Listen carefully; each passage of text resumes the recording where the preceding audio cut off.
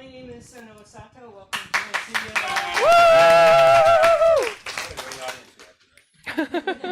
Yeah, I would say so.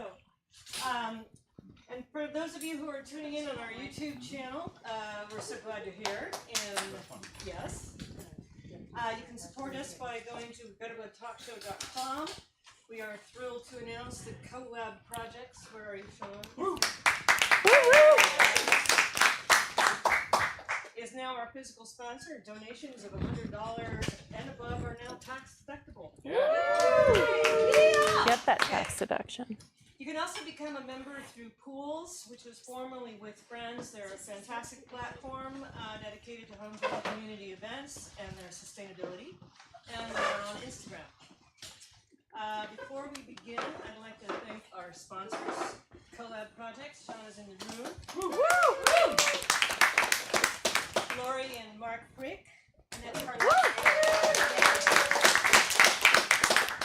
Carlazzi, Dana Fries Hansen, who's in the room, with his partner Mark Schmalbach. Thank goodness. Okay, Officer Contemporary. Kevin. Resilient Studio. Jacob, who's also our sound guy on the back, and Cinco Dolce Tequila, which is your Palomas. Go carefully. It's made right here in Austin. That's why it's called Cinco Dolce. I also need to call out my extraordinary production crew back there. Dio Traverso on the left, production team manager, and Jacob Perez on the right, our sound engineer. He's also our media manager. And on camera we have Jim Hitchcock. And in the room we have Rita Marie Ross.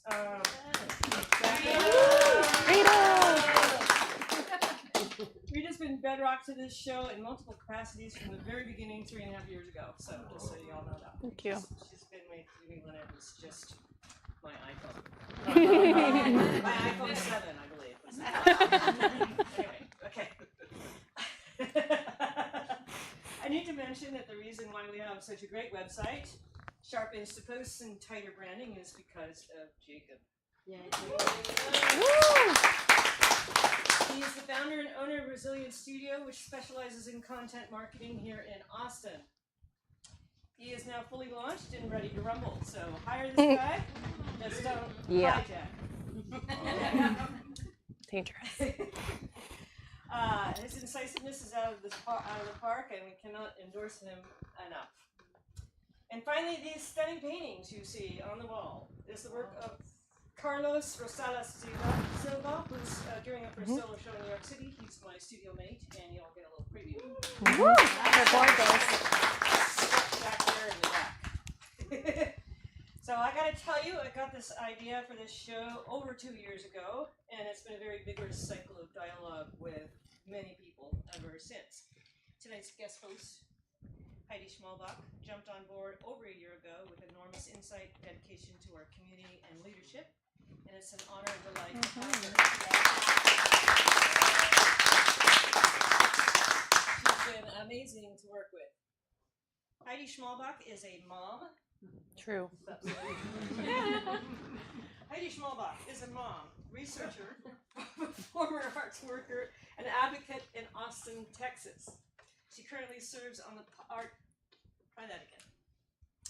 She currently serves on the Art in Public Places Committee and has been an arts commissioner since 2021.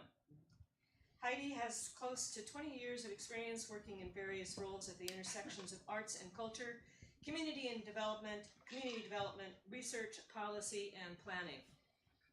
Before returning to Austin in 2020, she was the executive director of Arts New Orleans, a nonprofit organization that serves as the official arts agency for the city of New Orleans. Currently, she leads an interdisciplinary research initiative on climate resilience at UT Austin and manages the research relationship between UT and the city of Austin. She received a PhD in sociology at Tulane's, am I saying that right? Tulane's? Yeah, Tulane, yeah. Yeah, Tulane's Interdisciplinary City, Culture, and Community Program, and she's passionate about facilitating collaborations that center the capacities of artists and help build durable relationships across arts, humanities, and sciences. Tonight, we present Reenvisioning Public Funding for the Arts in Austin, a practitioners forum, with Angela Caranza, Executive Director of Fresh Arts, who has come all the way across the post-oak savannah from Houston to be with us tonight.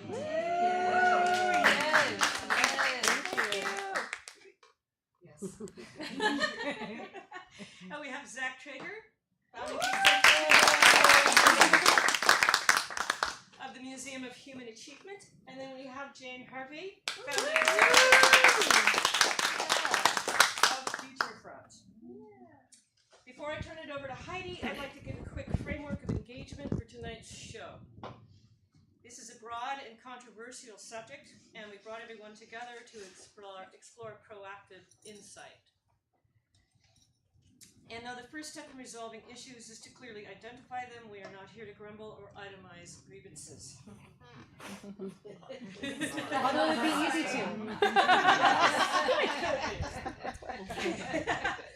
We are here to survey our current terrain, identify what we need, explore multiple and broader perspectives, and put our minds and hearts together to come up with doable, effective, and relevant models and solutions that serve us in all our layers and complexity as a community. Here, here. Yeah. What makes Austin's art ecosystem distinctive is its collegiality. Some call our open-hearted camaraderie weird, but more accurately, we're an unprecedented mashup of scrappy, gifted, and smart go-getters, game enough to test uncharted ideas and show up for each other in a collective leap of faith. What we have as an art community is extraordinary. How can we own that and move it forward on our own terms? So strap yourself in for what's going to be a very informative and inspiring evening. Our stellar crew up here has much important ground to cover, so let them dig in and hit their stride, and then we're going to open it up. So I give you Heidi Schmalbach and this remarkable group of people, and thank you very much for being here. Thank you so much. Right, well, Wait, before you read more, can Yes. you do like a cold open like Saturday Night Live? Like, and then you can do the bio? yeah. Okay, great. Because I heard the word grumble, what I'd love to know, just cold open style, is do you yourself, have you ever applied to City of Austin funding? Raise your hand. Okay. Now, we're just going to imagine what that feels like in our bodies. It's okay. And now let's just like get grumbles out, like make the sounds of grumble. Ready? 1, 2, 3. Grumble. Live from Austin, it's Heidi Schmalbach. Thank you, Sono. Thank you, crew, for everything that you do. Like what you've created here, Sono, is really important.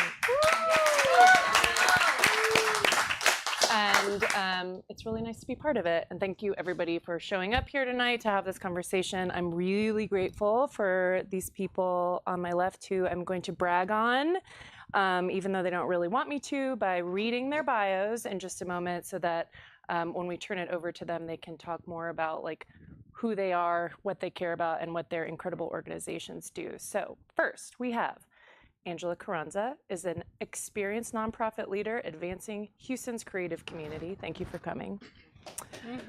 Through artist-centered programming, services, and cross-sector partnerships. She is the executive director of Fresh Arts, where she has spent more than 15 years growing the organization's impact, beginning as an intern and advancing through multiple leadership roles, aka all of the leadership roles, to become the executive director, which we talked about. I just think that's incredible to have. Cheers to the board who said that there's leadership within our organization already. In her tenure, she's led multidisciplinary arts program development, directed large-scale public initiatives and convenings, guided regional artist survey efforts, which we'll hopefully talk about a little bit tonight, and expanded access to resources for creatives across Greater Houston. She also serves as the Cultural Arts Director for Arts District Houston, a state-designated cultural district managed by Fresh Arts, where she advances district-wide strategy, programming, and cultural tourism efforts. She is a graduate of the University of Houston with degrees in art history and studio arts. A lot of clapping. Next, we have Zach Traeger, a composer and the founding executive director of the Museum of Human Achievement. He's led the organization through 14 years of award-winning programming. MOHA was founded with $4,000 he saved from teaching piano with no loans or institutional support. MOHA has grown from an informal DIY collective to an incredibly important 501, it doesn't say that in the bio, I added that. 501c3 nonprofit grounded in equity, affordability, and accessibility. Zach is passionate about sharing knowledge and resources in support of long-term sustainability and has helped numerous arts, community, and social justice organizations establish infrastructure and long-term strategies. True. And finally, we have Jane Claire Hervey, whom you probably know, an award-winning community and brand leader, public curator, and arts nonprofit founder, a fifth-generation Texan. Yeah. She runs the community arts organization Futurefront Texas alongside her consultancy group work. Her pioneering work in public programming, grassroots creative communities, and experimental arts has been recognized by Adweek, Texas Monthly, the National Endowment for the Arts, and the City of Austin's Women's Hall of Fame for its undeniable impact on Texas culture, from the DIY underground to Texas's oldest public parks. Committed to craft and cultural study, she has also worked as an independent writer and recording artist for global music and art projects since childhood. Yeah. So that's just a little bit about them, and honestly, there's like not enough superlatives in my vocabulary to talk about what I think about these people. They're incredibly brilliant leaders, expansive thinkers, generous with their time, community and communally minded, and we're just really lucky to have your leadership in Houston and here in Austin. So thank you for being here. I'm going to talk for just a little bit longer before we turn it over. Sono already talked about the intention behind this discussion about what it is and what it isn't, and the main thing is that we're not here to complain but to strategize. One of the questions that came up in like our early conversations, which date back to well over a year ago, you know, Sona's been planning this for a long time. I got into the picture over a year ago, and something that we discussed was how many artists and even organizational leaders in Austin like really understand the funding structure that we're working within. Where does the money come from? What are its constraints? What are the consequences of those constraints? And what possible alternatives exist? So as Sona said, one of our main objective tonight is to level set and to just provide some facts about our current cultural funding system so we can not complain, but recognize and name its inherent contradictions and limitations, and then be able to talk about strategic opportunities and alternatives. And just a couple more framing ideas that came from our panel conversations and planning and you know, getting together for coffee that ground this conversation. One is that arts and culture are fundamental human rights and foundational civic infrastructure.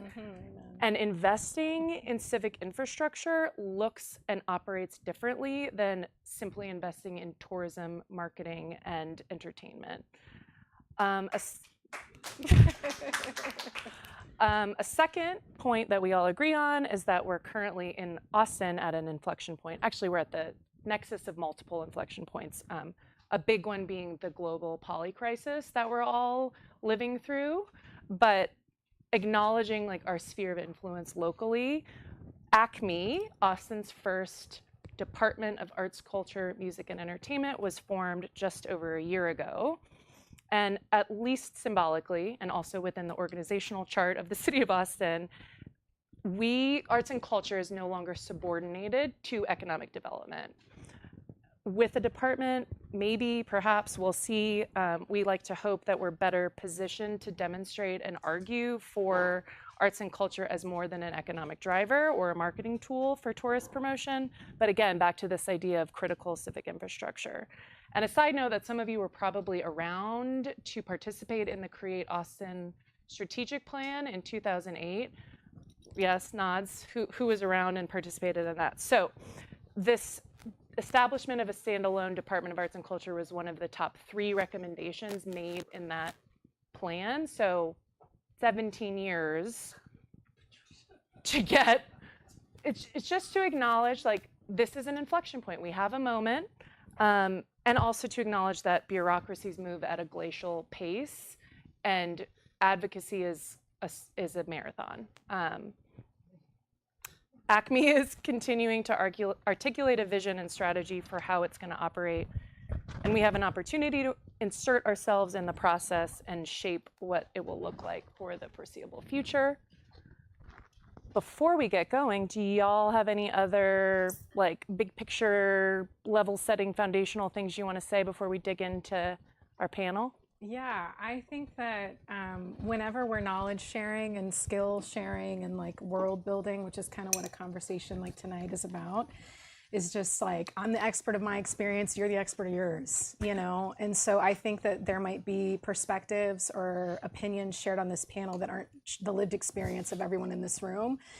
And I just kind of want to acknowledge that from the jump, that like this is a starting point conversation, I think, for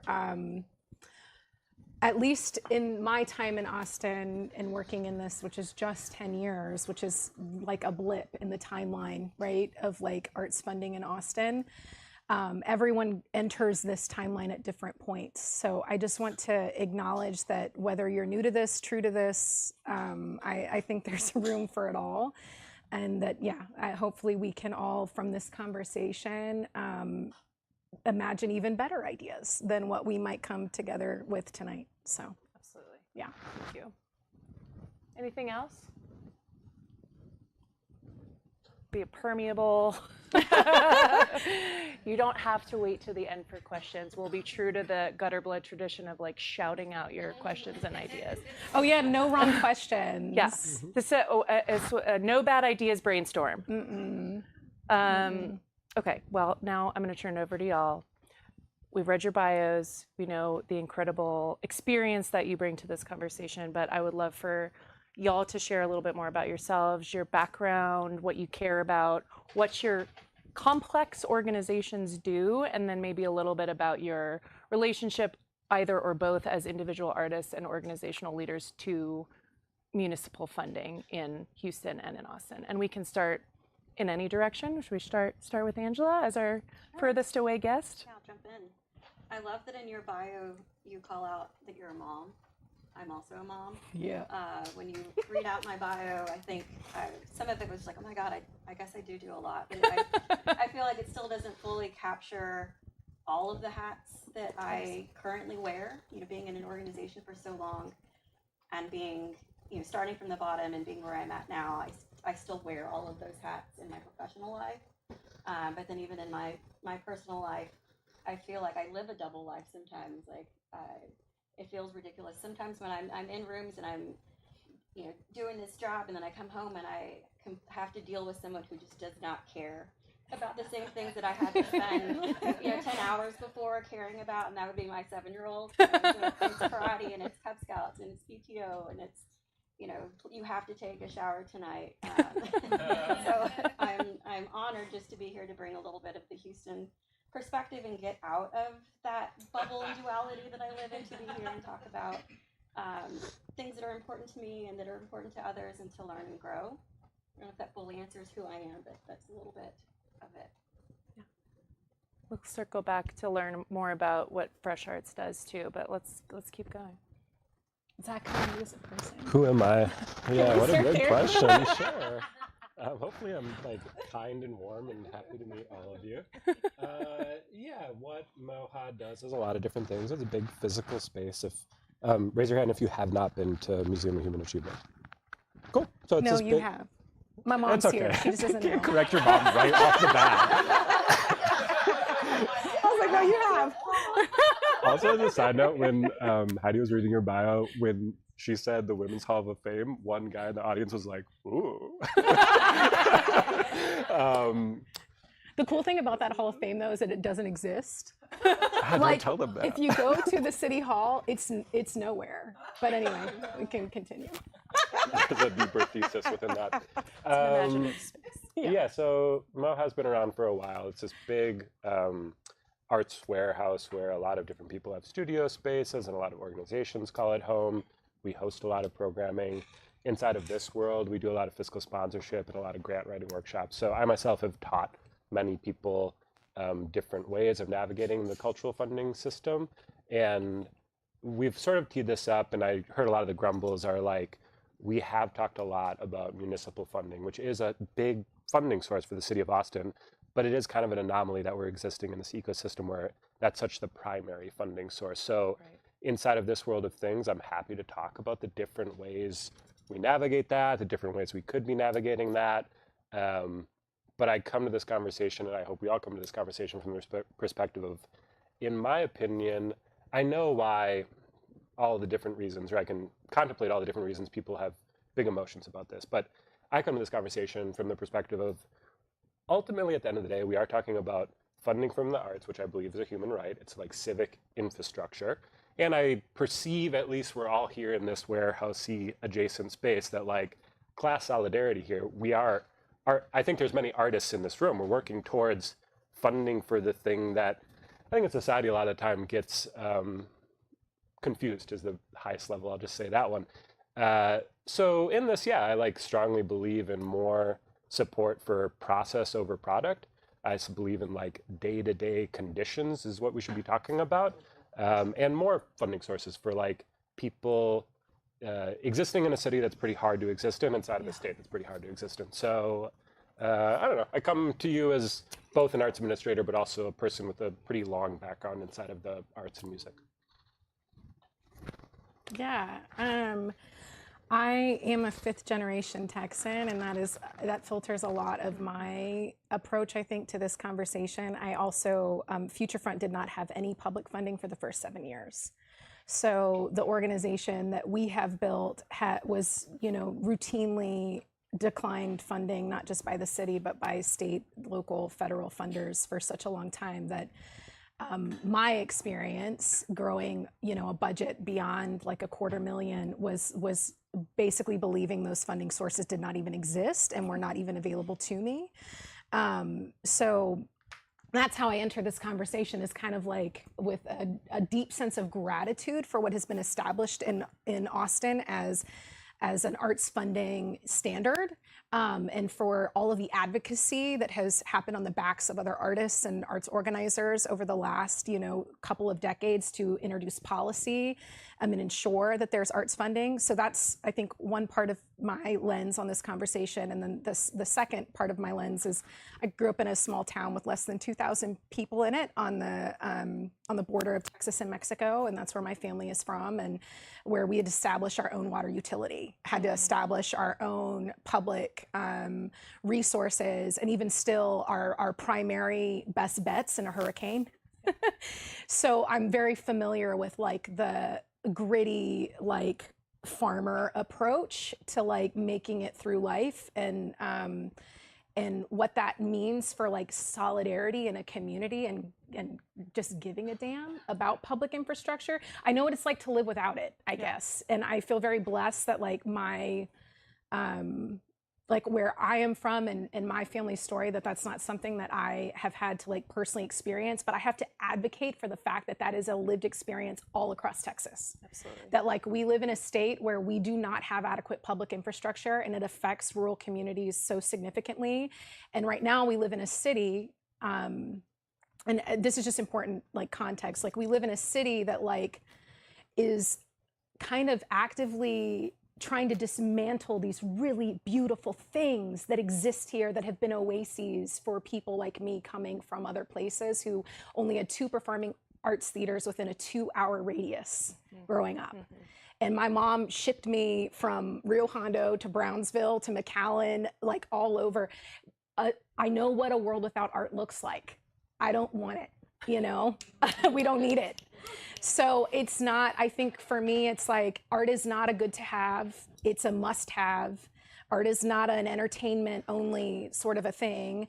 It absolutely, 1 in 14 Texas jobs are cultural or creative industry. Here, here. 1 in 14. Inarguably. Yes, 1 in 14. this is a matter of advocating for like what it means to be Texan. So that's my lens on this. And I just think that hopefully, however we approach this conversation today, and I'm so excited to hear from everyone, like, you know, so many people leave the state all the time, but like, I'm a lifer. And I'm not going anywhere come hell or high water. And so that's, I think, just, yeah, I'm excited to talk about this today.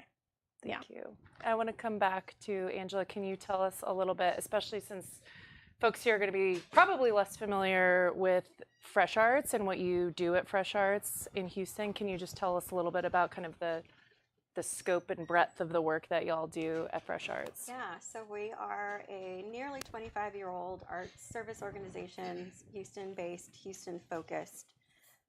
We do a little bit of the similar things across these organizations here, them sitting next to, mostly coming from the many needs of individual artists and small organizations. So we do a lot. We're constantly adding more to our portfolio because artists are needing more and more support in different ways. So it's everything from professional development and workshops and artist talks and podcasts and conferences and fiscal sponsorship for 30 arts projects and online resources, managing a cultural district and the 600 artists that make their working home within the boundaries of our 2 historic districts. So obviously, as we've heard, these folks do a lot, their organizations do a lot, and we're going to hear more in a little bit about some of we're going to name challenges, and then we're going to talk about inspirations and opportunities and what we can be asking for collectively in this moment that we all agree is an inflection point. But little audience poll here, and you guys can answer because I know you know the answer, and a couple people who know the answer. You can't answer either. Who I know, you know that I know that you know the answer. You can't answer. What is the largest source of public funding for the arts in Texas?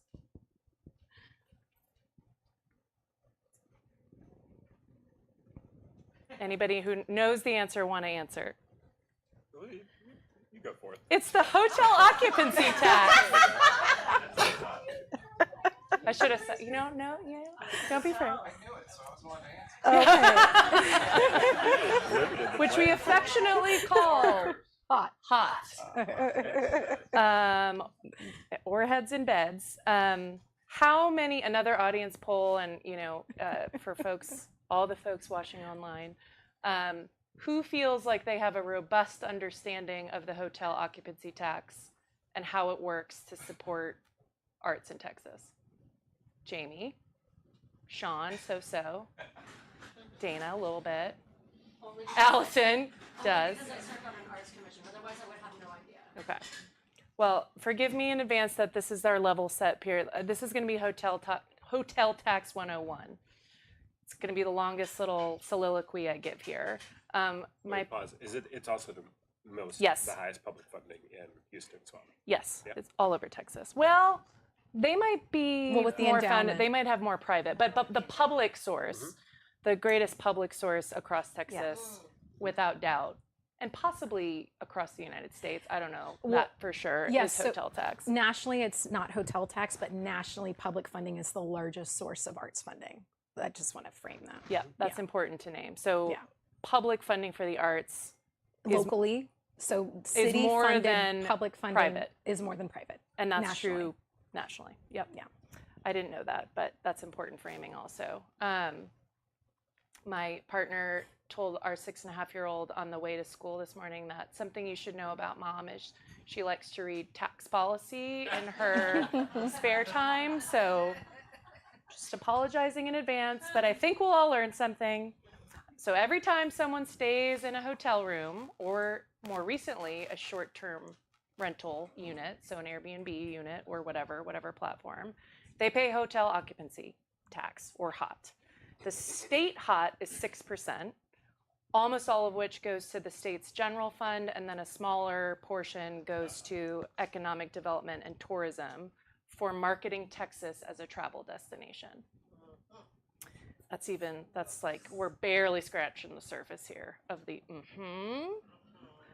On top of the state's 6%, municipal governments can set their own HOT. So on top of the 6%, Houston, Austin, most of our other major cities and even smaller counties set their rate. The total combined HOT cannot exceed 17%. So doing the math, 6 for the state, 17 minus 6 is 11. So the highest municipal HOT we can have is 11%, which we, Houston and Austin, you and me, both have. Houston and all of us. 17% of 17% total on your hotel stay. So what can this money be spent on? For the answer, we must look to the tax code. Chapter 351, if you're interested. I read the whole thing. To assess whether a HOT expenditure meets Texas law, get ready for your grumble, someone cleverly coined the term the Texas two-step, which refers to the two criteria that have to be met. The first is that HOT collections must be spent on activities, events, and facilities that directly promote tourism and directly promote the convention and hotel industry, or heads and beds. The second criterion is that HOT expenditures have to fit into one of 9 preordained categories, one of which is promotion of the arts. And there are, of course, many restrictions around what is or is not considered promotion of the arts. So are you still with me? Okay. And on top of that, the maximum amount of the municipal HOT that can go to arts and culture is set by state law as 15% in Austin and the rest of the state. 15% of the 11%. 15% of the 11%. Except for Houston, which has a specialized legislative exception, and that happens if you're familiar with the Texas Ledge. It's like, if you are a city with a left-handed mayor who enjoys bird watching, and that's like how the special legislative exceptions work. They're very narrowly tailored because you can't just say Houston, but they have to name it so that it's just Houston. But they effectively advocated to get 19.5%, 19.4% of their 11%. Can go to art. So that's a big difference between ours, 4.5%. Still with me, just a little bit more. How is the money spent in Austin and in Houston? And Angela's gonna fact check me on the Houston stuff because I know the Austin stuff a bit better. It's really frustrating. Our 11% looks like about so you can think of that as like 11 cents on the dollar. So 11 of the 11 cents on the dollar, 8.5 cents go to the convention center. Through a through a combination of 4.5 cents for the tax fund, 2%, 2 cents on the dollar for the venue project fund for debt service for the 2002 convention center expansion, and then another 2 cents for the new convention center expansion. And then we get down to 1.05 cents on the dollar for cultural arts, and then another 1.05 cents for historic preservation, which is used to support arts, culture, and heritage-based tourism and events. So, what's good about HOT? Name anything. I've got a list. Let's see if you, anything? We got pennies. It's not in the city budget, it's a tax. Very good. At least Austin's popular, a lot of people come. At least Austin's popular, yes. It excludes education, arts education. Is that a good thing or a not good thing? Arts education. Yeah, that's a bad thing. I think we may disagree. Forbids supporting Educate, arts education. or even in work in schools. Interesting. I just learned that this weekend. Well, the obvious answer, I like Allison named something that we'll get to, which is it's less susceptible to the whims and the shortcomings of the city general fund. So like we all know that if we were in the general fund, we're currently in a budget crisis, what is the first thing that's going to get cut? Now, of course, we did experience this during COVID when there was no tourism and the HOT completely tanked, and we had to figure out how we would continue to support arts organizations in that moment. But the biggest thing is it's a lot of money. Because a whole bunch of people come to Austin and to Houston, and in terms of just sheer dollars, in 2025, the total HOT collection for Austin was over $160 million, which meant that we got, cultural arts got around 16 million. Houston was less because they have a higher percentage, but Angela just told 16 million for cultural arts grants. Oh, okay. Grants. Grants. Correct. Can I ask you a quick question? Sure. So how does ACME get funded? ACME is 0.8% of the city budget. Okay, but it's not funded from hot dollars. That's not true. They do take money Some of from it. HOT for, there is HOT dollars going to pay for some of the cultural arts staff who run the grants program. But it's like supplemented. It's, yes, and Yeah. it's about $500,000. Houston has similarly about 16 million going to the Houston Arts Alliance. So their model, and maybe Angela will talk about that a little bit more, is a bit different than ours. It's not run from a centrally funded department. They have Houston Arts Alliance has a contract with the city to manage the grants program, which is the same as the organization that I ran and he ran at different times in New Orleans, is a contracted service to the city. Not every city has this kind of funding. In New Orleans, obviously a culturally iconic city and like one of the top tourism destinations in the world, we didn't get nothing from hotel tax. So we can be grateful that we get something for programming. We already talked about that we're a little less susceptible to the whims of like, why are you spending my tax dollars on arts and not fixing potholes? When we can say like this is coming from tourism and our labor is what brings the tourists. Almost back to my people.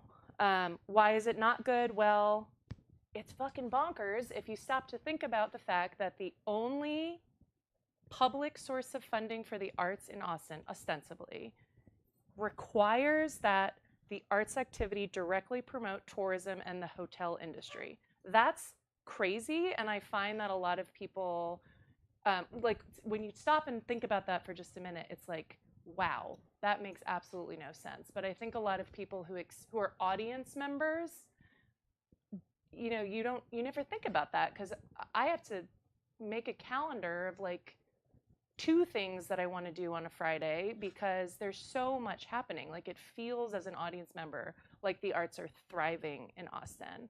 And so when you stop to explain to someone that actually the only source of public funding that we have, and because philanthropy is limited, it all comes from hotel tax, it's kind of shocking.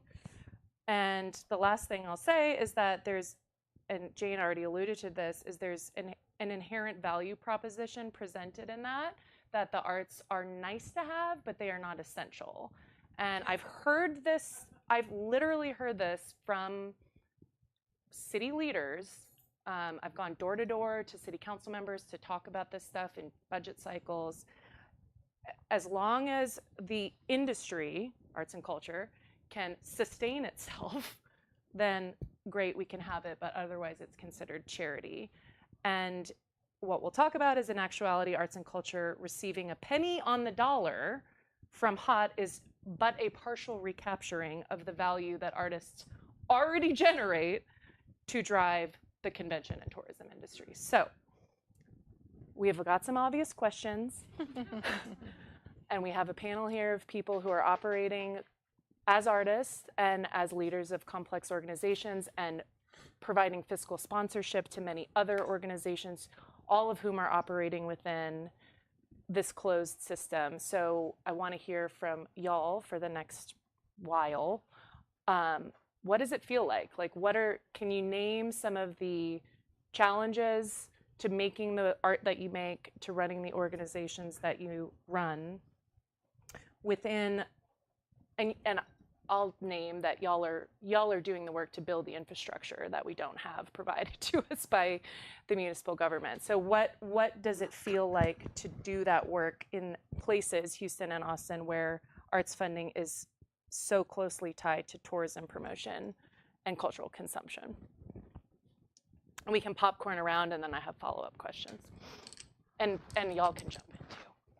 Or add your thoughts. I mean, I think cultural and creative expression are, and I know I can't be the only one in this room, like, when you are in community with artists and people who are committed to cultural and creative expression, that exists in any community. That's like a human condition, right? Like, to be surrounded by artists, and it gets like written off as like folk or whatever. And yeah, I think that some of my frustrations, having not been publicly funded for the first 7 years, I just didn't even consider it, because it didn't seem like a viable way to fund my practice or to fund the practices of the artists I associate with, who are predominantly women, people of color, and queer. And I was just like, yeah, that's not for us. And we honestly did not pay attention to it at all. And I was, encouraged by my peers to like go after public funding multiple times. And I literally was just like, I do not care at all. Sorry, it's not worth the 60 hours of developing a grant narrative to do that. And thankfully, I'm in community with people who have really taken time to be patient with me and my own attitudes about things. And, having access to public funding has opened doors for me. So I think when you ask me how I feel, I feel like cultural expression is just so inherent to the human experience and to everyday life that it is hard sometimes for us to separate experiencing art and experiencing culture from the industry of it. And we can kind of confuse it with it being a naturally recurring resource that like, oh, it just exists. It just happens, right? And I think when we buy into that, we exploit artists and we exploit their futures and we exploit their careers and their labor. And I actually think that like that's something we all inherently feel is wrong. Like we feel that it's wrong before we know that it's wrong. Like you feel in your body this is wrong before you know that it's wrong.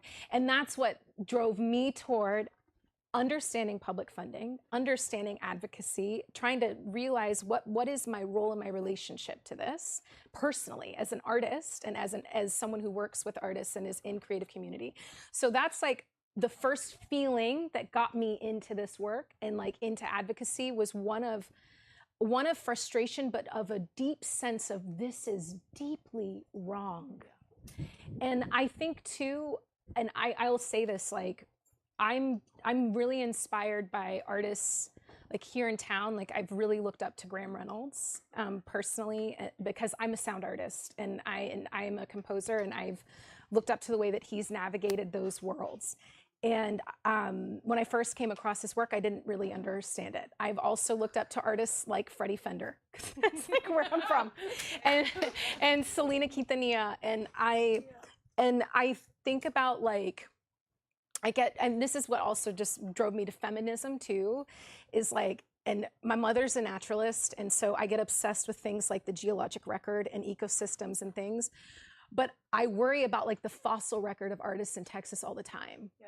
Like, I just worry about like, we exploit these images of artists and these stories of artists. And that's also what drove me to the work, was like seeing people I look up to being exploited by the very communities who champion them and who say that they're deeply inspired by their work. I'm like, make it make sense. When have you ever paid them a cent? If you deeply value their work, right. I don't get it, And I think too, like being a young woman and being queer and coming into Austin's just ecosystem, I was just watching the labor of those around me and being like, make it make sense. I don't want to. I cannot figure out the business side of this, or like not figure it out. I have to figure it out because I can't stand it anymore. So that's what drew me into it. And then I think I mean, I've had some public crash outs about the city of Austin funding that I have since now archived on my Instagram very delicately, and gently. But I also experienced the 5-year struggle of applying and applying and applying, and people telling me to apply and to apply and to apply. And then I experienced the city giving Future Front $5,000 to put us on the face of an ad campaign, and then we still didn't get funding. And then that hit me in the, like I was like, oh, and that got me back in it. So I think like my feeling has been reluctant, inspired, and then like kind of just this, if it feels wrong, I'm gonna figure it out sort of a feeling. And so, yeah, if you ask me how I feel, like that's how I feel about it. Right now, I feel really lucky to have found a community of people who are smart, who care, who ask the difficult questions, who aren't afraid to look dumb in public forums. That's a lot of this is like, I'm about to say something out loud that other people might be like, you don't know anything. And I'm like, cool, sure, tell me whatever. But that has been what's kept me, that feeling of like the kind of euphoria of finding people who care and who are inspiring has been the feeling of the last 2 years. And I'm really grateful for that. But that it's preceded by 10 years of like, what on earth is this? You know, and it does not have any relationship to my lived experience or the lived experience of my peers. So that was a lot of airtime, sorry. No, this is, and respond to each other too. Like I have follow-up questions, but if you have questions for each other, y'all want to jump in at any point, please do. I have a response. I have two thoughts. And I'm going to get there, and I'm going to maybe thoughtfully answer a question. I might ignore it. First, I just want to do like a history setting, because public funding is the name of this conversation, Yep. right? Okay. The history setting, because I feel like we all might have opinions about local hot tax funding, and we did a lot of hot tax, right? So, and feel free to fact check me at any point of this. From the 70s-ish, when this was established, Yep. all the way to, you got a notebook and your phone out. You're looking right in my eyes saying yes. Hot funding was very focused, like heads and beds, I heard somebody say earlier, right? How many people can you get to come to your thing? This established many of the beloved cultural institutions we have today. So year over year, this funding mechanism looks at how much funding did you get the prior year? You are capped by the amount of funding you had the previous year. So that, in many ways, it's logical, right? That like, oh, you're going to give somebody more money because last year you gave them more money. But when you do that across 50 years, you set up these like institutional frameworks that become really impossible to grow new organizations or new voices. Now, we're inside of a liberal lefty-ish city, right? Especially throughout that time. Sorry. Yes. And I want to keep it as factual as possible here, but basically prior to 2020, which I will speak on in a second, but prior to 2020, the city of Austin does start taking a look at who is getting this funding. And they're looking at it quantitatively and qualitatively. They're doing all these interviews, and a lot of this kind of gets conflated inside of Trump, and in many ways, Trump is a huge impact on all the things we're talking about. But actually, prior to Trump too, they're taking a look at like who has received this money demographically, when we're talking about race, ethnicity, gender, sexuality, and disability. And they're finding the things we all might assume. People of color are being funded disproportionately lower. Queer people are being funded disproportionately lower. And then there's like some surprising statistics in there, but ultimately they're like, we have to redesign this system in a more thoughtful way. And they do. And what kind of happens right in that time period are many things. One, we experienced COVID, George Floyd, we're experiencing like a racial reckoning in this country. And the city of Austin quickly tries to get out these funding changes. At the same time, a court case is coming through for affirmative action.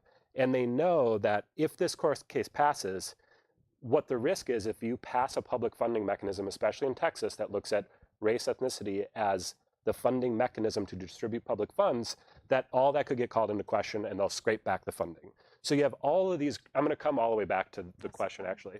You have all of these grants at that time period that say something like key constituents. If you apply to a grant of that, you're like, in this time period, everybody's talking about like, what does a key constituent even mean? Groups at risk of cultural erasure. This is another one where like humans don't talk this way. It's coded, right?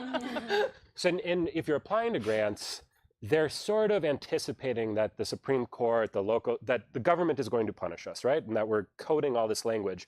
But it makes people frustrated, angry, because the first round that funding gets redistributed, it is a huge shift. The biggest institutions are going from, I don't know, hundreds of thousands of dollars a year, sometimes to zero. And then new organizations are getting lots of funding. Whatever your opinion on that, happy to discuss it. But like this thing happens, right? And then Trump is elected. The things happen. Affirmative action gets dismantled. The NEA gets kind of like fully gutted and dismantled in many ways, even though it's kind of existing now. And then you have ACME that starts right at the same time. Yep. Now, and I think the branding, in the public forum, I question the branding of the creative reset because it is unfortunate branding at the same time that in this country, we're creatively resetting what we just did the last 4 years, essentially. There's a lot of conflation of the narrative of, oh, we sort of miss like what happened in the last 50 years to like what this changed in the last, and I say this all with the next statement I'll share. So whenever I facilitate a grant workshop or teach people these things, and I myself have felt the same way as Jane's feeling. And also talk me off the ledge. You've done that like 3 times. So the thing I do is what we're talking about in distribution of public funding, we are talking about the government. I'm not a strong believer that like the government is going to be terribly efficient or make thoughtful artistic decisions in its mechanisms. What the government decides and what public funding decides has no reflection on your worth as an individual or an organization. There's nothing that these two things correlate. They have huge impacts, right? But how decisions are being made, if you don't get funding, it sucks. And you feel that. It's a system that even at its best has always been a little broken. It's just a determination of the system, not a determination of your value as a human or your value as an organization or the 50 years or 5 years or 1 year of work you've been putting in. So there's an unfortunate reality when we're talking about such a scarcity of funding, Right. that these feelings are very valid and real. Can these systems be better? Yes, but I think all of that hit, and now, which is in this moment of inflection, I'm happy to speak about how I think systems could be better. I think it's important to name the history and how we got here. Yeah. But I think I'm done. That's my spiel. Well, I think for me, what hits home, I don't have any of the history or numbers, but it just reminds me of how bonkers it is to try to fund the arts, period. Yeah. Either as an artist or an arts organization, and all the different systems and languages and ways to talk about your impact and the arts impact and the work that you do and how you do it, Right. and using different, each application has different requirements, and they want to know all of this information in very, very different ways. And it's you either go through the hurdles of spending hours upon hours to fill out these grants and sometimes get back $2,500 for something, and then don't even get me started on grant reports and expense budgets and things like that. Tell me the emotional reality of every single person you gave $5 to now. It's just bonkers, and to know that artists are also navigating the same thing when they're writing these grants for these institutions that may or may not really care about what they do at its core, but doing it anyways.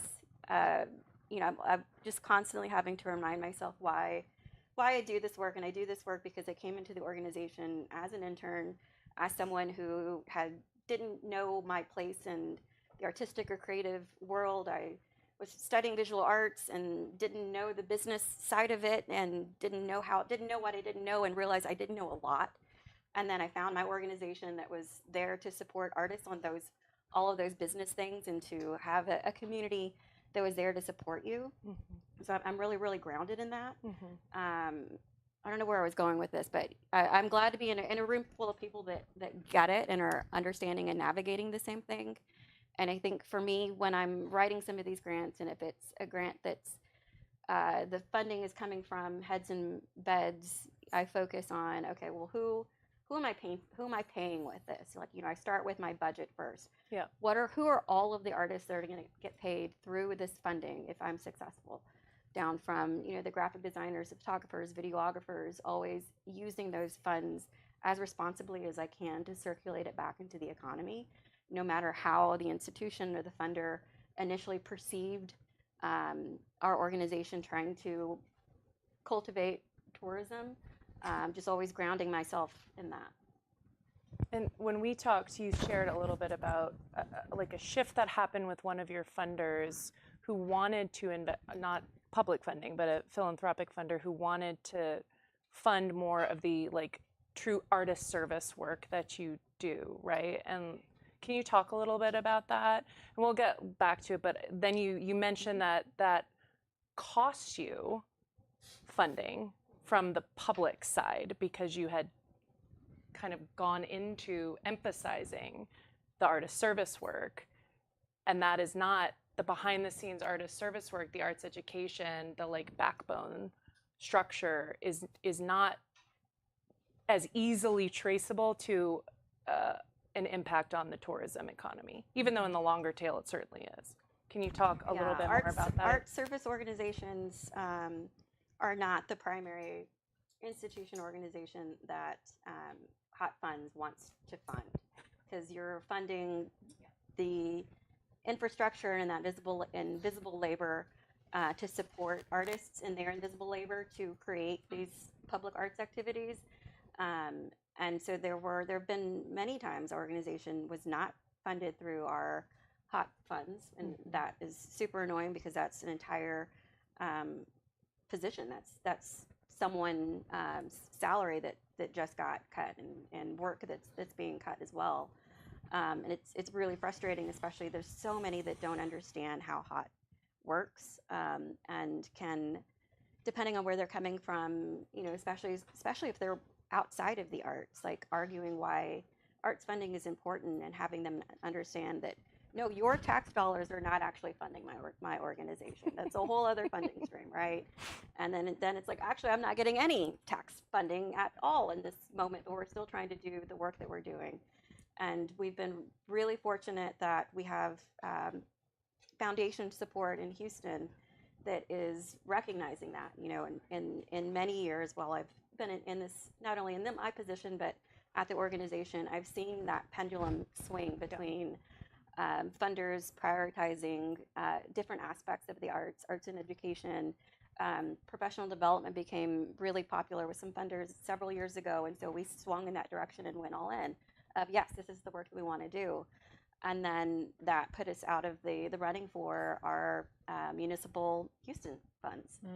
And so finding that balance between how do you support the artists who are making this incredible work and who are, you know, when you think about Houston and being vibrant and diverse, it is the artists. So how do we ensure that we're still supporting them? And for us, the solution has been these foundations that have seen this is what happens when you can fund infrastructure, both within nonprofit organizations, whether or not it's for the arts or it's education. They're seeing where their dollars can really go and the impact on this ground level foundational support. So we have a major funder that is leading trust-based philanthropy in Houston that is investing funds in capacity building for small arts organizations and across. It's not even in just the arts. It's across 150 nonprofits in Houston just last year alone, across sectors. And this work and the funding is transformational, and it's needed. As a small arts administrator wearing all of those hats, having some of that support gave me the opportunity to say no to some funding that was that in my gut felt awful, right? And I got to focus on how can I invest it back into the organization, make the organization stronger, and ultimately support programs that are supporting hundreds of artists each year. Austin is jealous. It's going to be a little, yeah, please, Allison. Well, just a couple things I had to look up. So I started getting cultural funding in 2000. I actually Forklift Dance Works, Allison Orr, if you don't know her. But not for making work. The very first thing I got was for arts education program at a nonprofit nursery school. So, okay. But then I remember when Vincent Kitch came to town. Anybody remember Vincent? Yeah. He was quoted in an article in the Austin Chronicle ed tax money. At this point, we don't have other source of revenue. We don't have a fundraising plan. His charge in 2004 was to find more fundraising mechanisms for the arts. How long did he last? 2004. And the whole article, if you look it up in the Chronicle, is about the controversies with Austin Cultural Arts funding, which is nothing new. It's been happening for a long, long time. And he was linked to the money, the music funds, and I think he had multiple hats. I think he might have been before when all that started. So I'm just saying this has been an issue. Yeah. It's nothing new, Absolutely. and we haven't addressed it. We haven't addressed it as a community. We haven't held our city leaders accountable to addressing it. Secondly, we have to thank Cookie Ruiz. Absolutely. Because if she didn't go to town and make partnership with Scott Joslow and the Hotel and Motel Association and insist that our funding stayed intact with the Texas legislature, we wouldn't even have it at all. Cookie Ruiz. did you Cookie say? Ruiz, And yeah. Ballet the Austin. ballet, and that was over Ballet 10 years Austin. ago when she spent Correct. personal money and Ballet Austin donor money to hire the lawyer team to do the lobbying to ensure that the Hotel Motel bed tax was still able to be spent on arts and culture, which the legislature was working to do away with. And that So- could happen again. And it could happen again. So one thing to know is that our hot tax is still precarious. It's very precarious, and it's So it's there's not always a veiled threat that it if will we go push away. too hard to be too liberal, to use it to support Well, they're always trying general to get at Austin. operating, They're always trying to get at Austin too. Alleged. go after us. Yeah, they're always Oh trying yeah, to talk to Yeah, us. yeah. we are hated. But I think what's really important is that we as an arts community have to follow that kind of model of building partnership with the other entities that get funding from the HOT if we want to ensure that it even stays. Of course, the bigger question is that the HOT is not enough and the HOT doesn't, it doesn't sustain the infrastructure that's needed. Lastly, I'll say when Bloomberg came to town, did anybody remember when Bloomberg came to town? They were I remember when fix it came to everything? New Do Orleans. you remember they were gonna fix it all? Okay, so they came to town, and the one thing that their analysis found was that Austin actually got a lot of arts money compared to other cities of our size because of that we have that Hot, high right. percentage of the hot. Now, what we don't have is other sources of funding, like Exactly. Minneapolis, like Chicago, like San Francisco, like New York City, Like Houston. that come in to fill in the gap. But at that time, they were like, "Oh, I don't know. This hot seems like pretty awesome." So, Which It's a is good- the story now. yeah. So that's the story. I mean, it is. But again, I think that the key thing is that for over 20 years, the conversation has been happening that the HOT isn't sufficient to Right. meet the needs of this community, and there has been no movement there. And so my question is, what organizing are we able to do, and what models are out there that we might Great say, segue. city leaders, Yes. and the last thing I'll have to say is we have to show up. We have to show up as artists, and we have to not fight in front of other people. Yes. We have to stop going to city meetings and laying each other over the fire in front of everybody else. Like, it's embarrassing. And I'm sorry, Heidi. It's happened to Heidi over and over again on the arts. Like, That's what I signed up for. we can't criticize the Arts Commission openly. You got to meet with them. Like, we're just, yeah. We actually So- have a very good example that we've got to work on our organizing and be better leaders of what we want to see happen.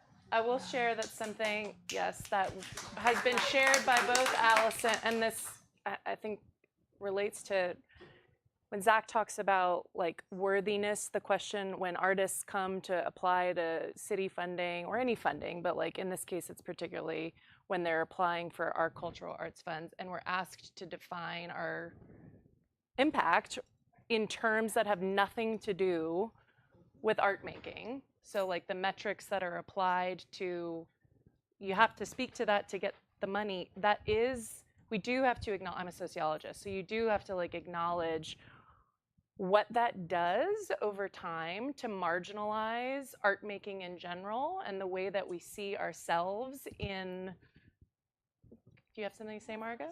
You know, so I did a big project in Houston at Discovery Green. I was on the team to to create Discovery Green, and I brought 2 artists to be on the team from the get-go.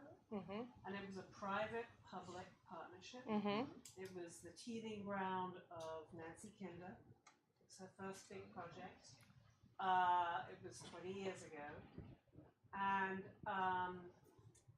the project that I did, which was the knitting of the underground parking garage with the park, and these 2 volumes that have become these icons for the city of Houston in Discovery Green. When we started, all those it was just parking lots in front of the convention center, and now it's big, tall buildings. And I knew that there would be big, tall buildings. So I made my artwork. It was 4 sides and the roof because I knew people would be looking down. So I fabricated everything at a metal shop in Pflugerville.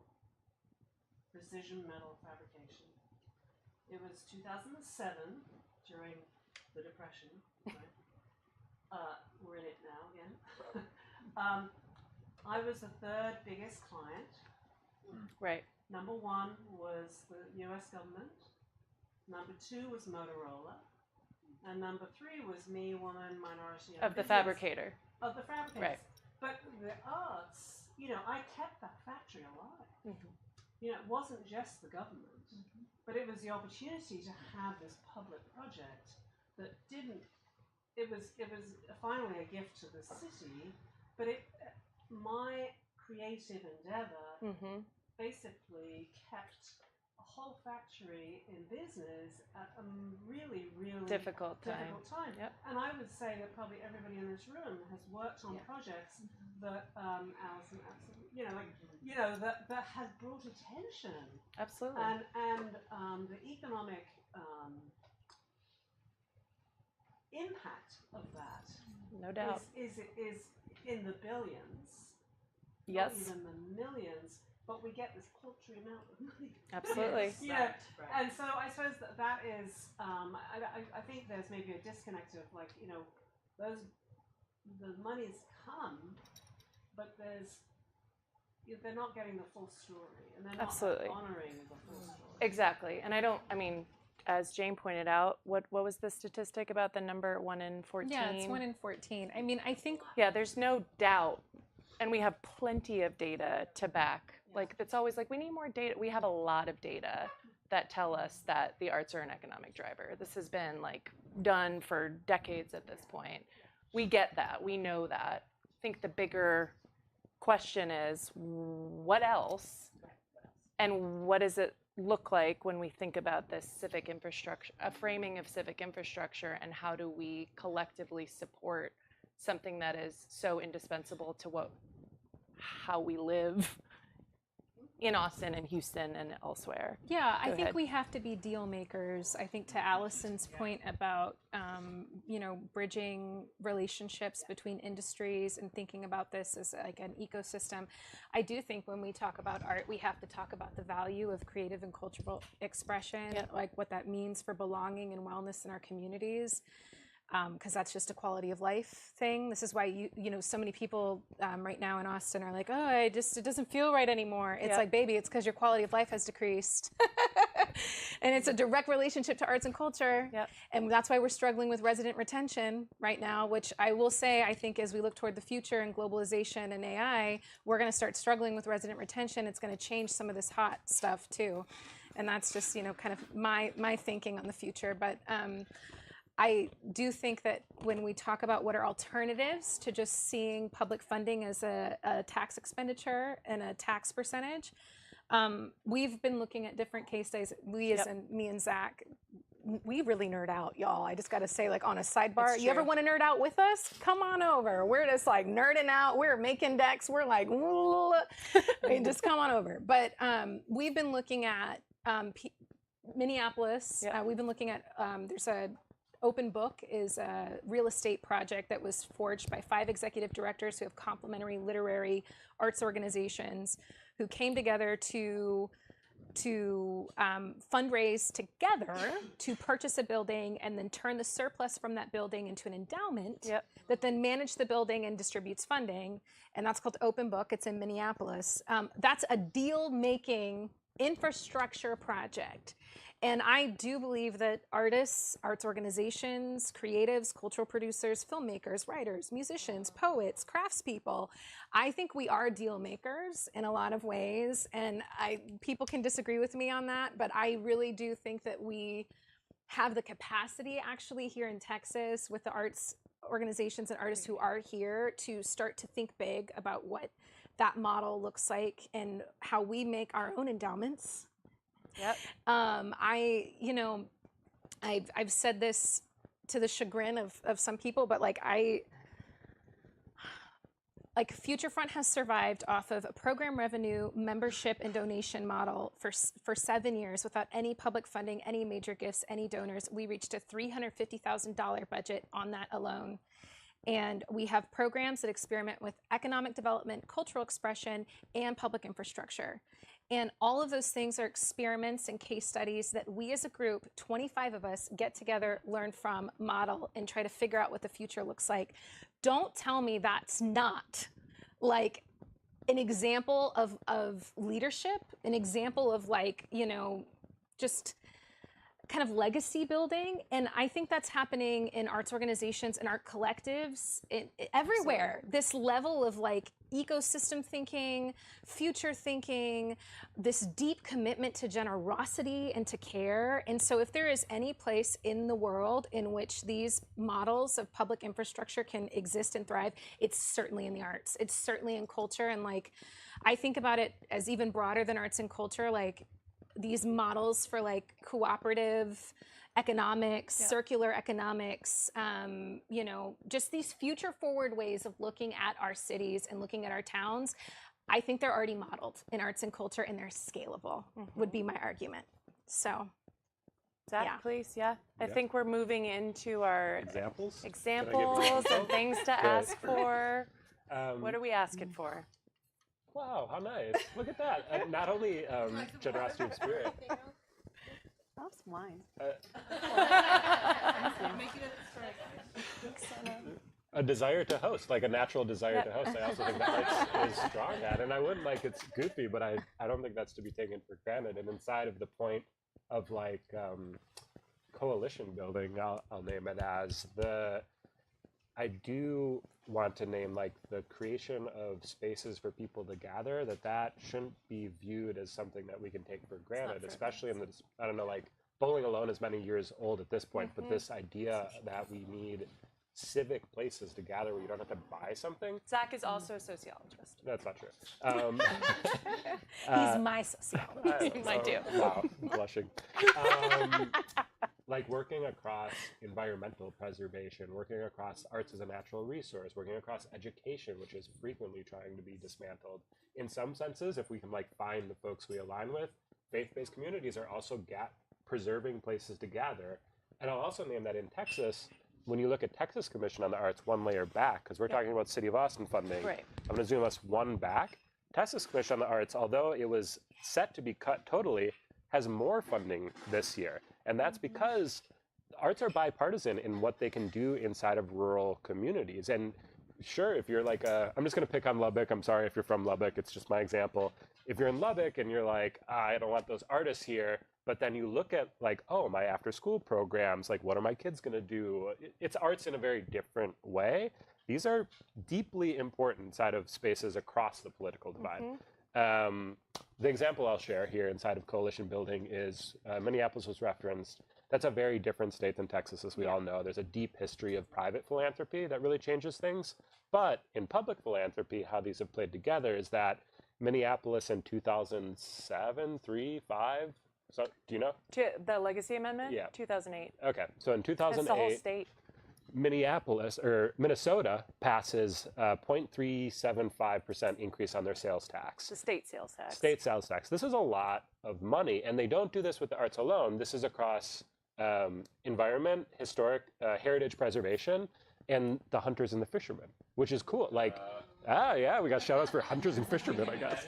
We can. We can. Yeah. And inside of this, I go back to this idea. I know it's a little scary in terminology, but class solidarity in the sense of who are we working together with and what are we striving for in the spaces that we find important and that we want to gather around. The other example not to steal your thunder No, too no, much, no. Steal away. is Denver also passed a 0.1% sales tax increase, and that's inside of their cultural district funding program. So when I'm talking about sales tax, I'm not talking about hotel occupancy tax. Right. Austin has a Texas has a cap. Texas hates sales tax. Texas hates tax. There's a cap on the amount you can increase, and we've hit it, and that goes to, I think, cap metro and then the line item budget. But a 0.1%, I do think a strong argument could be made across preservation of green spaces, like Arts and parks. affordability, arts and parks, hugely important. Like, where are the spaces where we can find solidarity and advocacy? I'm all for it. Like, I agree that we shouldn't necessarily be griping so frequently in the open. I'm up for like a good public debate here and there, but yeah, where can we? Whenever I feel it in my body, going back to your first prompt, I'm like, why are we grumbling over such a small? A friend in Mexico gave this analogy, and I'll close with it. He always talked about fighting over arts funding as like, stay away from my trash pile. Like, this is my trash pile. Which, like, I'm not interested in the trash. I'm very interested in how we can make thoughtful decisions with the trash pile, and my whole life in so many layers is dedicated to the trash pile. But when you look at the pie chart and you look at the 0.1% of arts, like those YouTube videos where they start at Earth and they zoom out to the universe and you're like, oh my God, Earth's so small. That's what we're talking about in the city budget. It's like so tiny compared to the police budget, compared to like all other portions of this budget. Yet in my body, I feel these things are incorrect. Like, there is an imbalance of distribution of resources. Who aligns with that in their bodies, and how can we advocate together with them? Dancer, dancer in your body. And I'm going to come, Angela, I have a specific question for you, and anything else that you want to add to that, but just to add on to because I looked at the legacy amendment because that came to mind when we were talking. We talked about that. The other, it's clean water. Clean water is a piece that, so think about that in the legacy amendment. It was clean water, parks and trails, wildlife habitat conservation, and cultural heritage and the arts. I am inspired, we talked about this a little bit, by like, if y'all have been following the No Wall and Big Bend movement, like that is an example of this.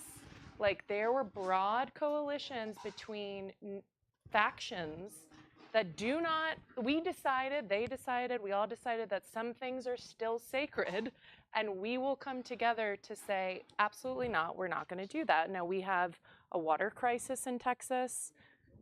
Obviously, like many of the same things that they came together around the Legacy Amendment in Minnesota. Yes, we're in a completely different legislative environment, but it happened in West Texas. Like, people came together and they said, absolutely not, and they were successful. So I do think we can take like not only inspiration, but like instruction from that. And to your point earlier, Allison, I read something about this a couple days ago, and I highlighted it, was this broad coalition that passed the Legacy Amendment, made a strategic choice to avoid internal fights over allocation until after the broad agreement on the amendment itself was passed. So they just paused for a moment. Not that it's not worth having these debates, like it is worth having the internal dialogue and debate to make ourselves better.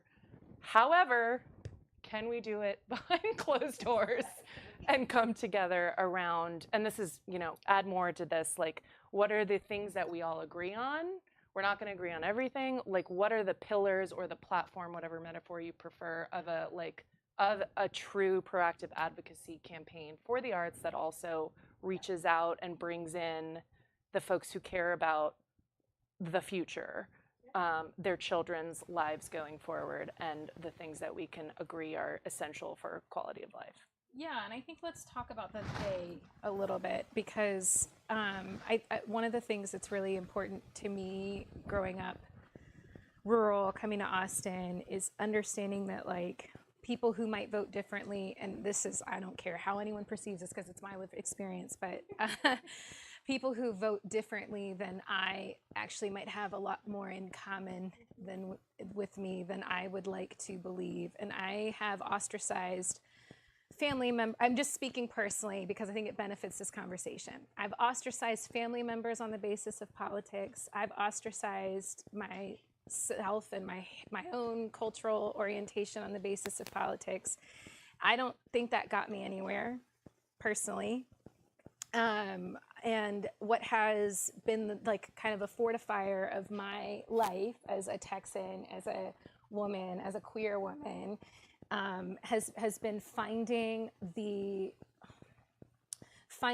through line in what makes this place my home, and finding that related experience beyond words with someone else. And that is the human experience. And I'm not saying, I want to be very clear. I'm not saying that that's an experience you can have with everyone.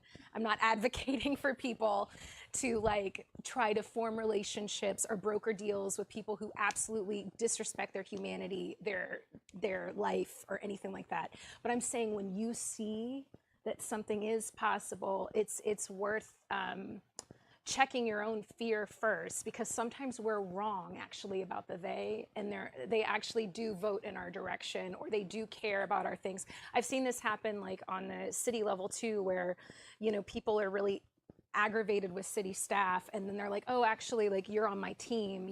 It's these sorts of things. So politically speaking, I don't want to get too into the weeds, but I just want to talk about this they that we have as it relates to philanthropy.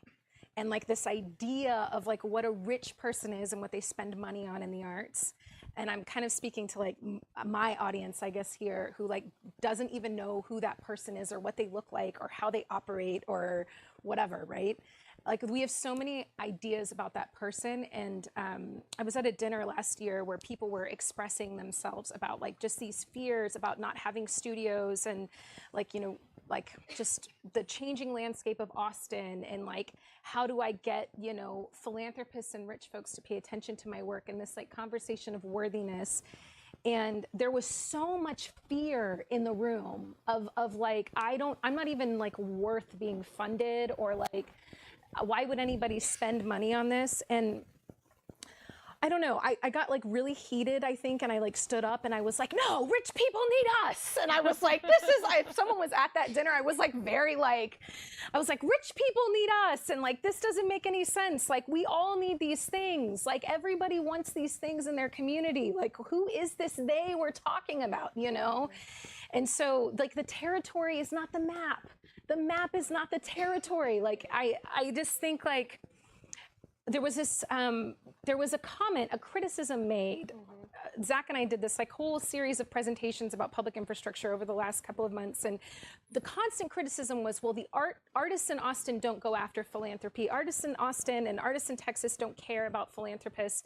I thought that was a crazy statement. One, that this idea that we've just ostracized ourselves and we've made them our enemy or whatever. That's just totally not true. And so I say all this to say that on a personal level, I think some of the boundaries that we're facing, the challenges that we're facing, they are actually personal. Some of them, we have to be brave, and we have to find people to build with and to be brave with. And I think that is also very vulnerable and difficult. And it's a barrier to this work, because it requires us to invest personal dollars, personal money in the, Kuki Ruiz, I think is who you mentioned. I can only imagine what that felt like in her body, to have to take personal and organizational dollars to advocate on behalf of a community, and to spend her evenings when she could have been with her kids, or I don't know her story, or what am I making up? But it's those are the things that we have to do sometimes, and they're very personally challenging. And then we have all these journeys, we go out, and then we come to these public forums, and then we're like, I don't like the way you're doing it, and I don't like the way you're doing it. And oh my God, you go home and you're sometimes I'm put me by the beach, please. I can't do this anymore. And so I just say all that to say that the they thing is when I go in now and think about public advocacy, having all the baggage I have, I'm who am I actually talking to right now? And really thinking about, who am I talking to? What is their relationship to art? What is their relationship to culture? Where does this land in their world? Do we actually have common ground? And doing that has saved me from conversations with people who don't get who don't care at all, because that's not worth our time, but have also helped me find common ground with people I would have been scared of otherwise. And I know we're talking about like these bigger structures, but some of it is also like personally finding the bravery to like have the hard conversation or meet with someone that you're scared of, or like I had to buy a blazer last year. No, literally, because I got feedback from someone that was like, the biggest reason these people in these public improvement district conversations are not listening to you is because you're not wearing a blazer and you have money pieces. I had money pieces last year. And I was just like, oh my God, are you for real? Like, and it hurt me, I was like, what? And so I don't have money pieces now, not because of and them. a blazer. This is just because I grew up a little, like over the last year. But I do have the blazer now, and I just think, and I did do some things with the blazer, and I style it at night in different ways. So I go day to night like they promised us in teen magazines for years. What was happening? We were going to the club with them in 2014. So anyway, it requires a lot of like personal fortitude and like layers of support. And I think we can't, if we want to get to that trust building part of being able to broker these big deals, it actually is like finding coalitions to build interpersonally around us. And philanthropy in general. I want to talk about Houston a bit and come to Houston and the endowment, because Houston's endowment, when we talk about arts funding, we're like, oh, Austin couldn't have an endowment like that, or like we just don't have the philanthropy. And then, do we all know what an endowment means? Ish. Lots of money sits and it makes more money, and you only touch the money it makes. And we actually do have models for that, though. It actually is possible that we could have an endowment. And the endowment in Houston, none of these models are imperfect, right? They're all imperfect, like, because they're human. But we could have that, actually. And the endowment in Houston has done a lot of work to, build different infrastructure and to, underwrite different projects that we wouldn't be able to get funded here in Austin through public funding. And so those types of endowments, though, are also deal makers between individuals, right.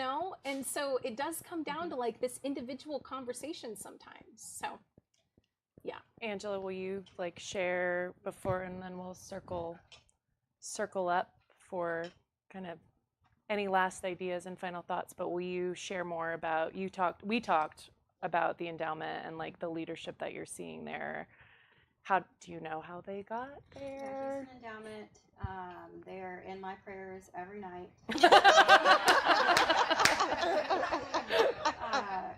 Private organization or a public organization? Private. Okay. Houston Endowment. Houston Endowment, yes. My grant officer is like my favorite person, and I think everyone in the arts in Houston's favorite person. He uses phrases like "think big," which you don't hear from any other funder in the arts, especially to an art service organization. So I'm really thankful for the trust that he's built into my organization and some of the work that they see the bigger picture, and I'm thankful for that, because otherwise I would be in my little Houston hole, in my little Houston office, just chugging away at these grants and trying to figure out QuickBooks. And he's encouraging he's understanding the language that we need to be using, and some of it comes from data. So one of the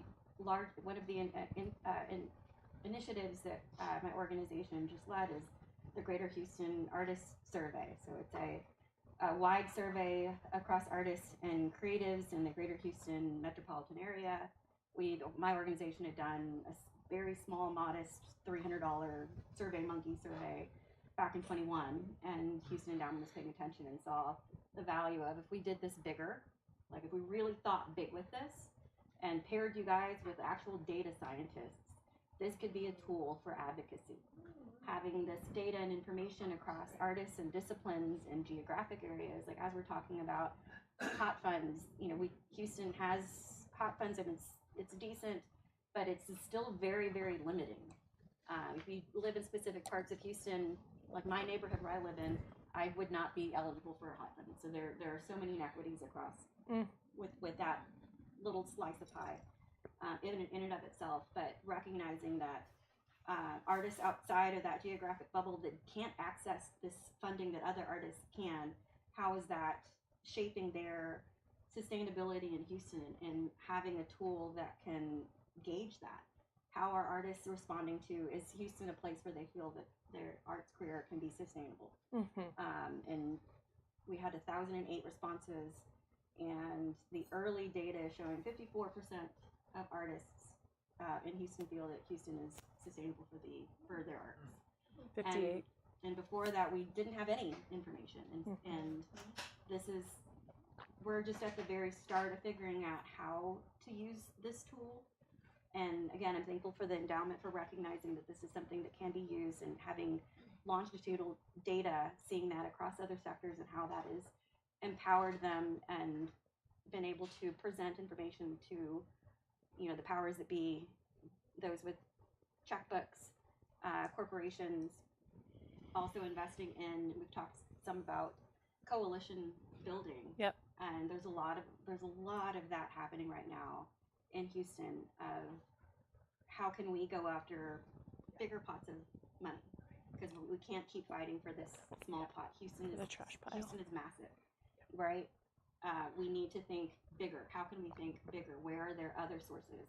So there's coalitions happening right now investigating and advocating for additional funds in Harris County, and looking at all of these, what are the other models of cities, and where are they finding resources, and how can Houston and its advocates and artists, how can we empower them with the information? How can everybody be, you know, singing the same song is one of the phrases that keeps coming up.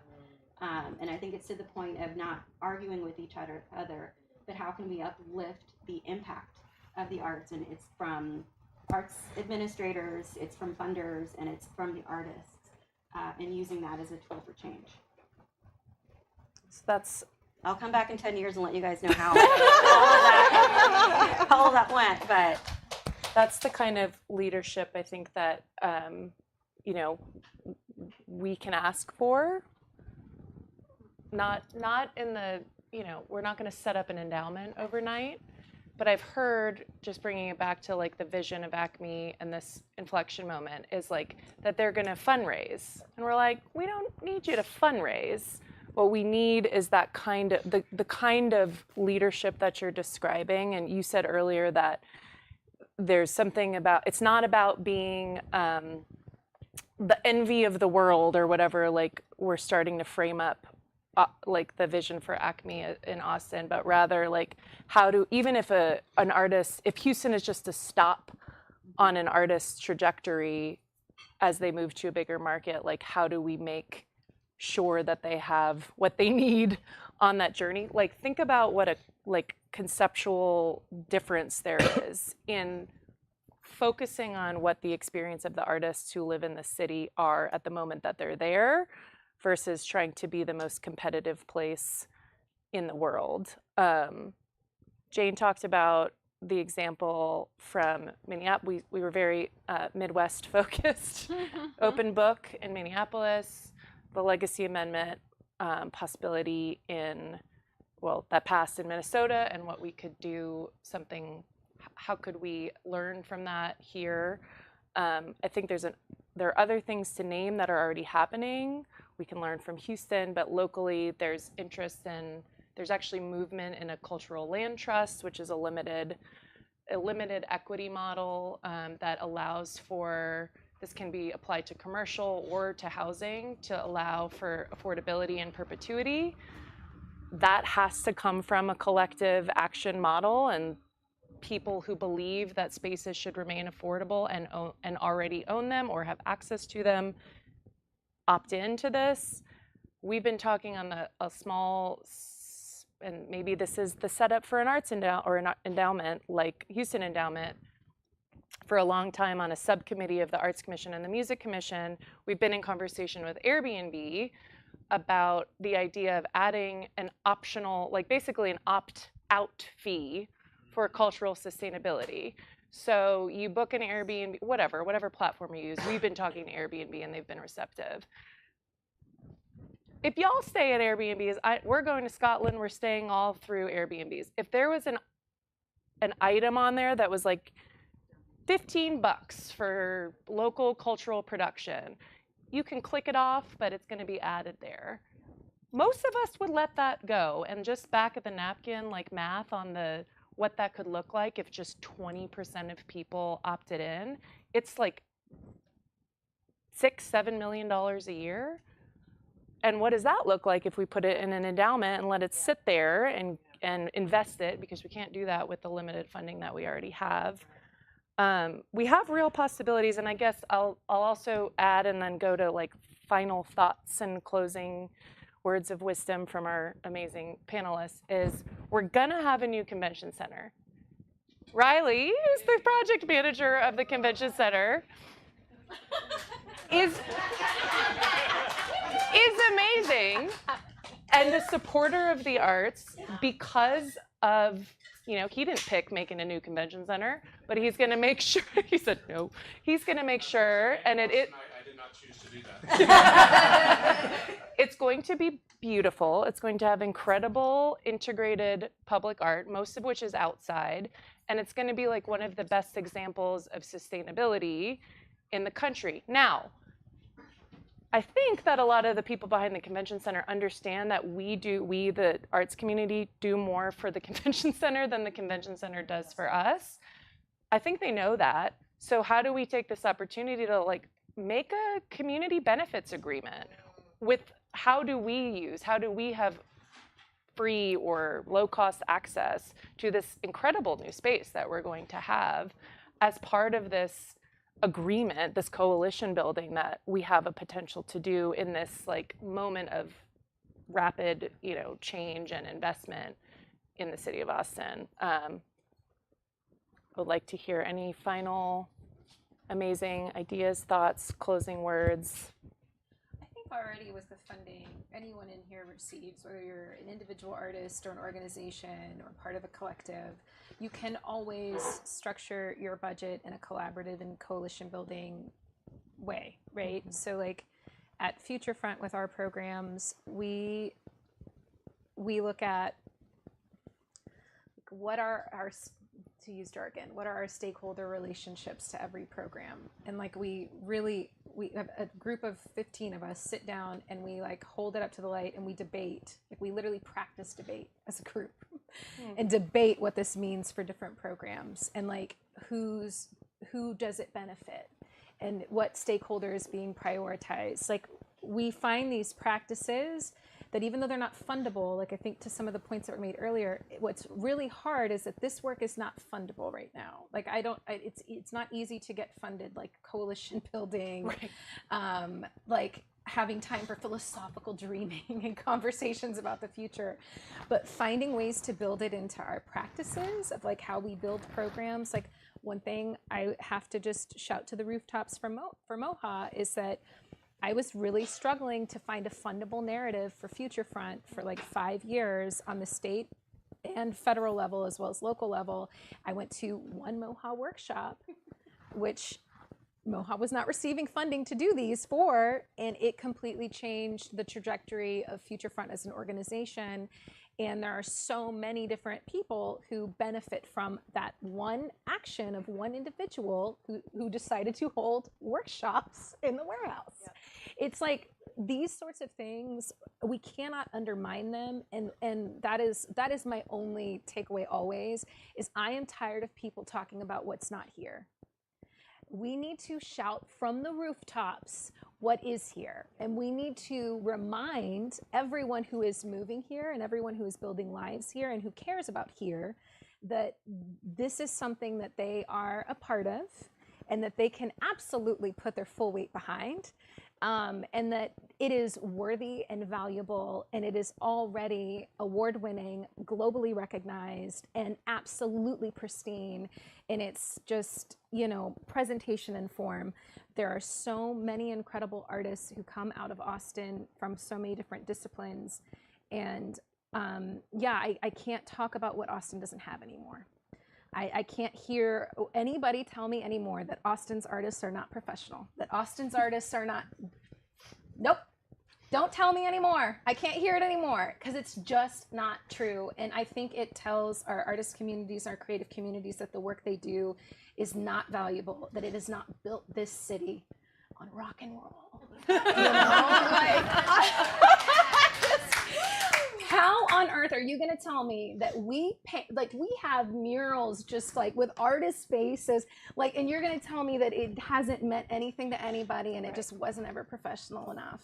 Baby, come on. So that's where I'm like, we have to take the story back. We have to write our own decks. Like, we have to put our own blazers on.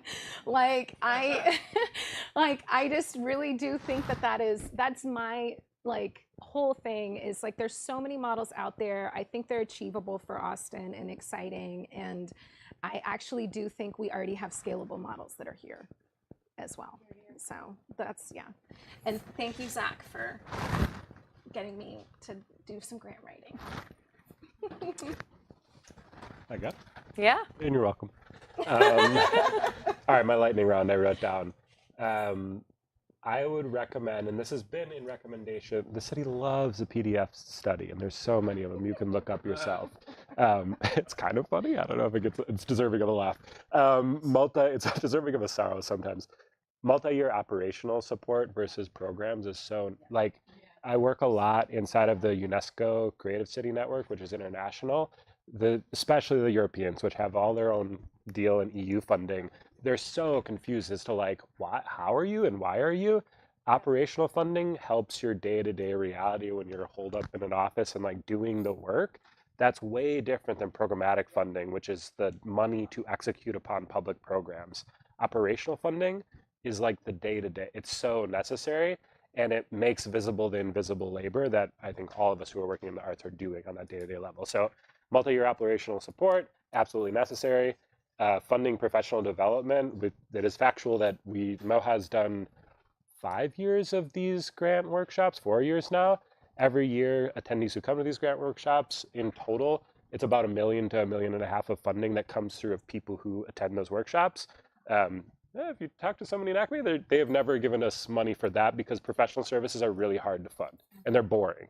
It is like snacks on a table, and we're just hanging out talking about how and saying it'll be all right. Like this sucks, it'll be all right.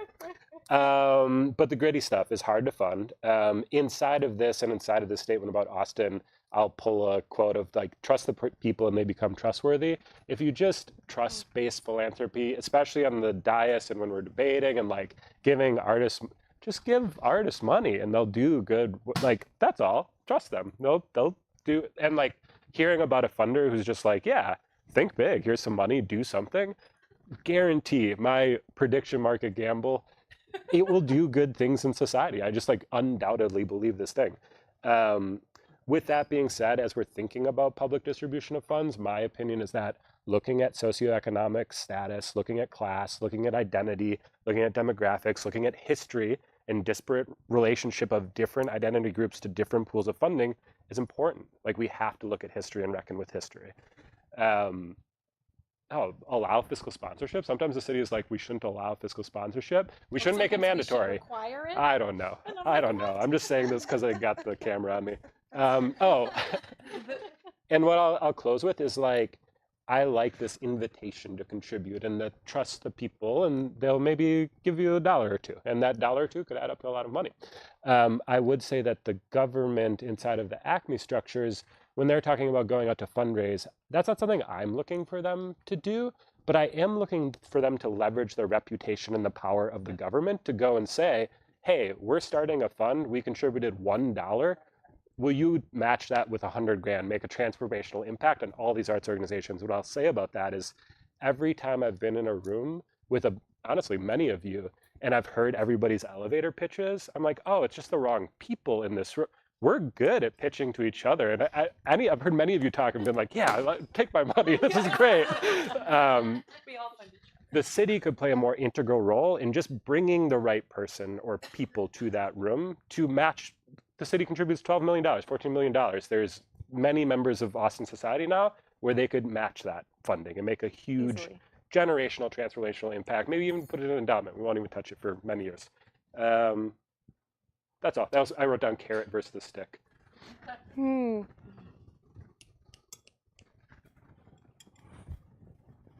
So I think the things that come up for me are, God, yeah, a lot of our professional development workshops, they're self-funded, but you just have to keep doing the good work, even if you think no one is watching, even if no one is funding it. There's a professional development program that we do in partnership with Mid-America Arts Alliance called Artist Inc. And it has, there's this opening workshop where it talks about all of the common practices of successful artists and successful in terms of all the different ways you can define success for an artist. And there's some of the takeaways I would say is you can't make everyone love you. Be a good egg, just do the good work, be a good person, do what you say you're going to do. And what was the other one? Oh, tell everyone what you do and what you want.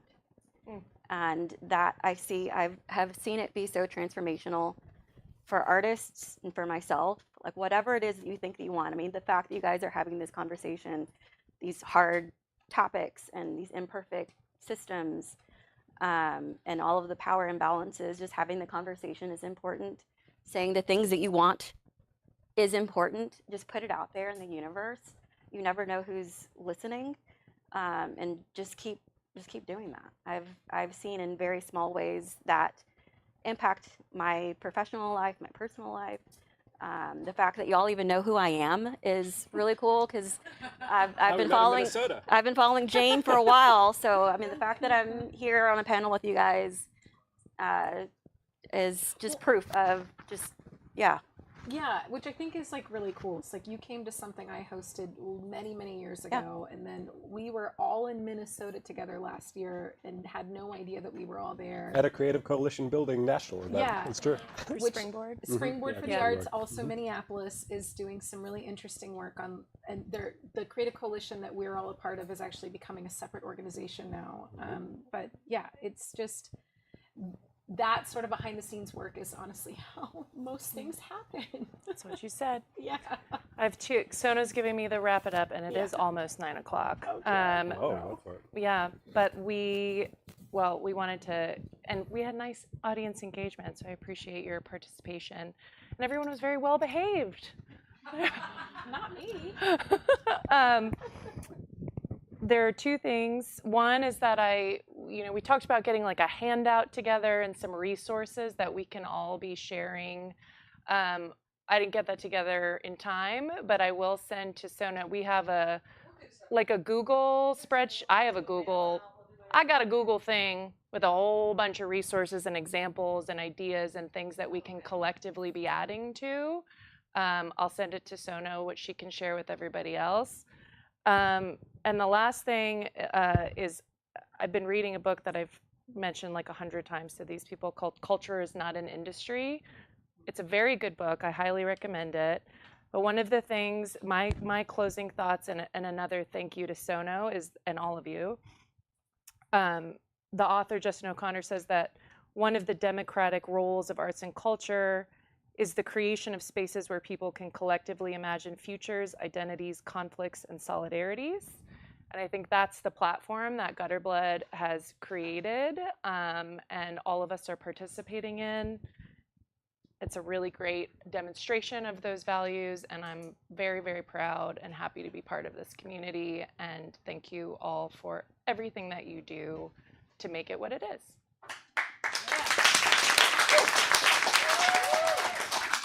Also, but I just want to add that we have Allison is a recent Doris Duke Award winner.